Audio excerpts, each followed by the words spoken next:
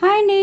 ఇవాళ మా ఇంట్లో వెజ్ దమ్ బిర్యానీ అసలు చూస్తుంటేనే చాలా చాలా బాగా వచ్చింది. ఎప్పటికన్నా వేరేగా చేశాను. దీని షార్ట్లో నేను చెప్పేశాను ఎలా చేయాలో. నేను ఒక షార్ట్ పంపిస్తాను, ఆ షార్ట్లో చెప్పేశాను. బికాజ్ నేను చాలాసార్లు వెజ్ దమ్ బిర్యానీలు నేను షేర్ చేశాను యూట్యూబ్లో. మీరు ఒక్కసారి చూడండి, అందులోకి వెళ్ళిపోతే మీకు తెలిసిపోతుంది. నేను షేర్ చేసిన meal maker veg dum biryani చేశాను. అలా చాలా చాలా వెజిటేబుల్ దమ్ బిర్యానీ నేను మీకు షేర్ చేశాను కాబట్టి మీరు అందులో చూసుకోండి.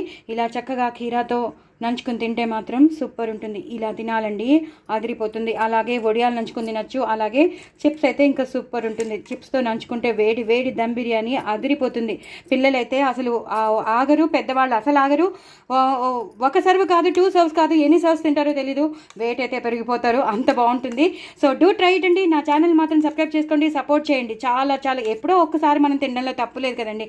రోజు అయితే మనం తినలేము, రోజు మనం చేసుకోలేము. బట్ అప్పుడప్పుడు ఒకేషనల్గా చేసుకుని తినడం సూపర్ ఉంటుంది. అసలు చూస్తుంటేనే టెంప్టింగ్ అయిపోతుందండి, అంత టెంప్టింగ్గా ఉంది. సో నేను గబగబా తినేస్తాను, మీరు కూడా ట్రై చేయండి. యూట్యూబ్లో ఉంటుంది నావన్నీ వెజ్ దమ్ బిర్యానీస్. సో మీరు నేను షేర్ చేశాను కాబట్టి చూడండి, చేసుకోండి, హ్యాపీగా ఉండండి, ఎంజాయ్ చేయండి. నా ఛానల్ని మాత్రం సబ్స్క్రైబ్ చేసుకోవడం అస్సలు మర్చిపోతే. బాయ్ అండి.